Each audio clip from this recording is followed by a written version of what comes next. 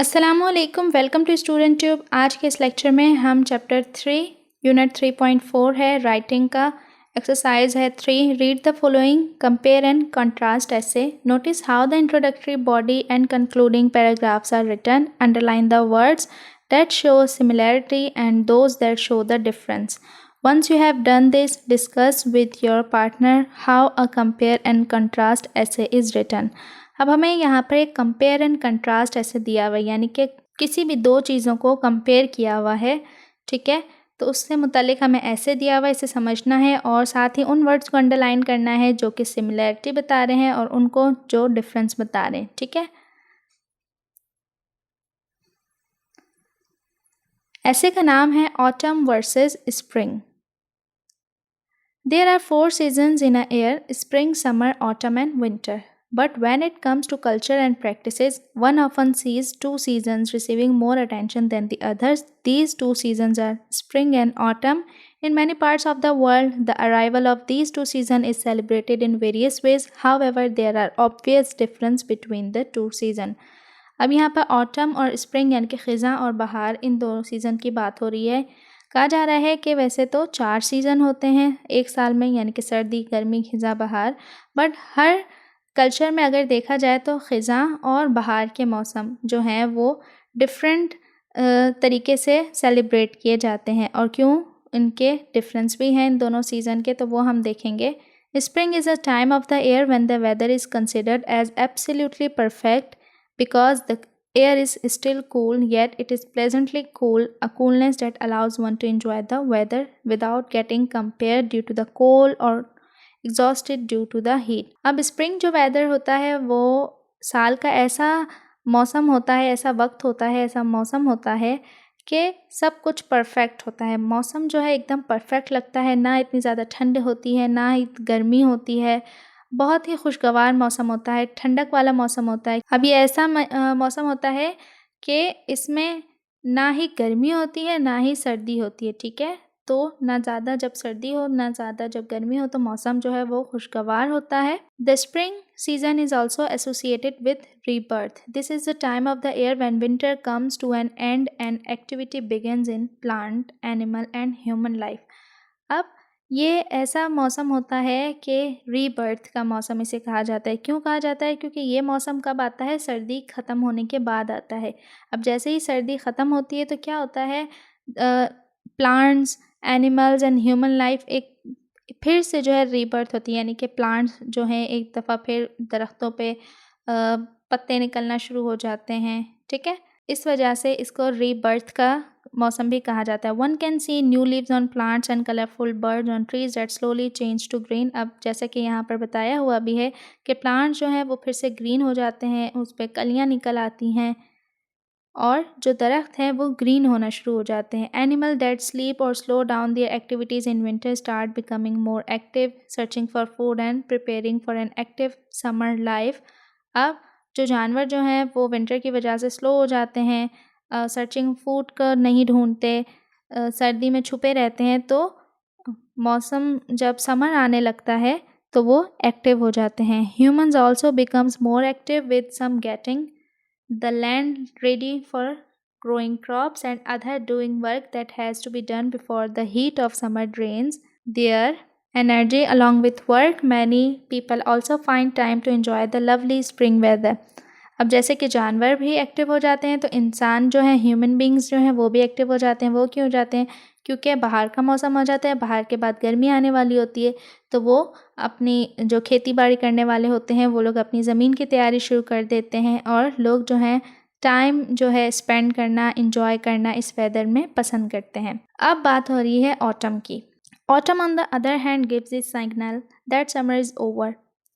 It is the time of the year when preparation for the winter starts. The leaves of the plants start changing colors once again, but this time they change into different shades of yellow, brown, and red and begin to fall off the trees.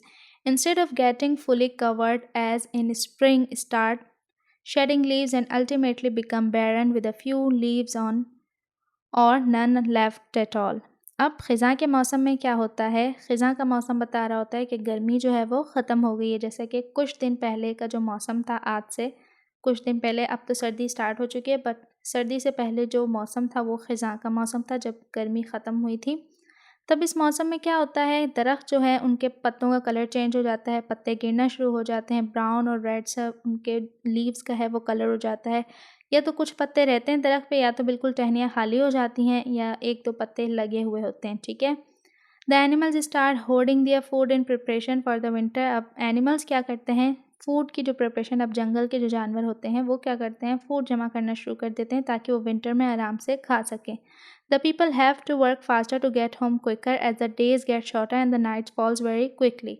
अब जो लोग हैं वो क्या करते हैं, काम अपना जल्दी ख़त्म करने की कोशिश करते हैं, क्योंकि दिन जो है वो छोटे हो जाते हैं और रातें लंबी बड़ी हो जाती हैं। Those working in the fields get busy reaping their crops and selling or storing their crops. In some parts of the world, people gather around fires and have fun. अब साथ ही क्या होता है, जो लोग किसान जो होते हैं, जो खेती बाड़ी करते हैं, वो अपनी क्रॉप्स वगैरह को जो फसलें वगैरह काटना शुरू कर देते हैं और उनको स्टोर कर लेते हैं। और कुछ लोग जो हैं वो इन्जॉय करते हैं, आग के आसपास इन्जॉय करते हैं, आग के आसपास बैठना और फन करना, ठीक है। All in all, spring gives a signal that winter has ended, the autumn gives a signal that summer is over. अब स्प्रिंग बताते हैं कि विंटर ख़त्म हो गए, ऑटम बताता है कि समर यानी कि गर्मी ख़त्म हो गई। With spring comes to message of a new beginning with green plants and trees. With autumn come the falling greens, red and brown leaves and barren trees. अब स्प्रिंग जब आता है तो प्लांट्स की रीग्रोथ होती है, यानी कि प्लांट्स जो है वो फिर से ग्रीन होना शुरू हो जाते हैं, दरख्त के पत्ते ग्रीन हो जाते हैं, कलियाँ निकलनी शुरू हो जाती हैं। और जबकि ख़िज़ा में क्या होता है, पत्तों का कलर भी चेंज हो जाता है और पत्ते झड़ जाते हैं दरख्तों से। Spring is a call for action, spring is a call for action and autumn announces more resting time. अब स्प्रिंग जब आता है तो वो एक एक्टिव होता है कि लाइक जितना भी सर्दी की वजह से जो लोग हैं वो लेज़ी हो जाते हैं, काम नहीं कर पाते, वो एक कॉल फॉर एक्शन लाता है, यानी हर कोई एक्टिव हो जाता है। और ऑटम में क्या होता है कि लोग जो है वो रेस्ट करना पसंद करते हैं, मौसम इस तरह का हो रहा होता है कि लोग चाहते हैं कि बस हम रेस्ट करें। With longer winter nights about to come, और जैसे कि विंटर में जो है वो रातें बड़ी हो जाती हैं तो लोग चाहते हैं कि हम रेस्ट करें।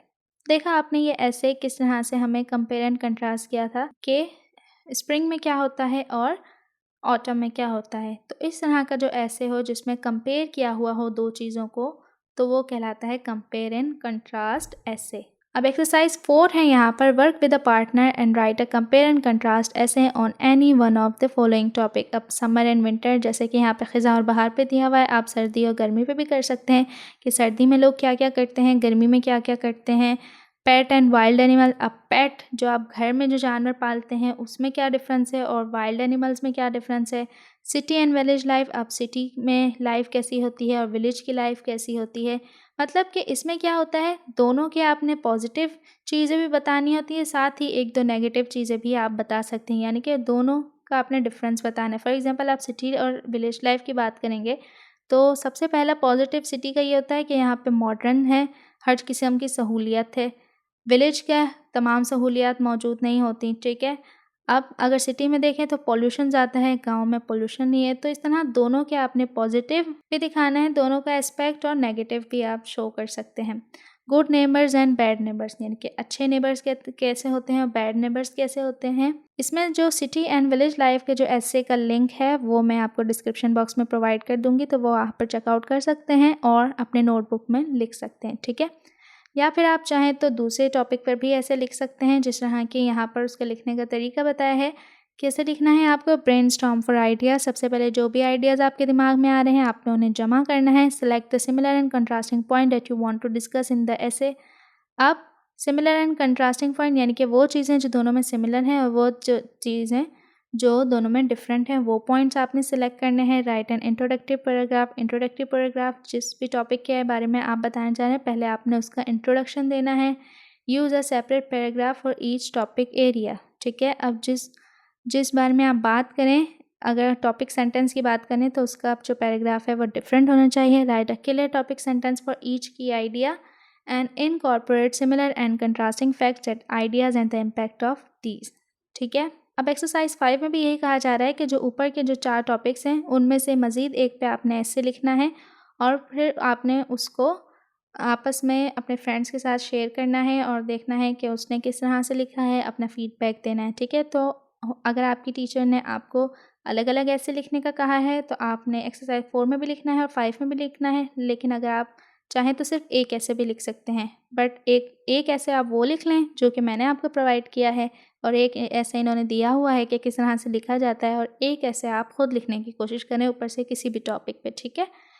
तो ये थी आज की वीडियो। आई होप कि आपको अच्छे समझ आ गया होगा कि कंपेयर एंड कंट्रास्ट ऐसे क्या होते हैं और इसे किस तरह से लिखा जाता है। तो वीडियो ज़रा सा भी हेल्पफुल लगा हो तो आपने इसे लाइक करना है, शेयर करना है, और चैनल पर न्यू है तो सब्सक्राइब करना मत भूलिएगा। मिलते हैं नेक्स्ट वीडियो में, तब तक के लिए अल्लाह हाफ़िज़।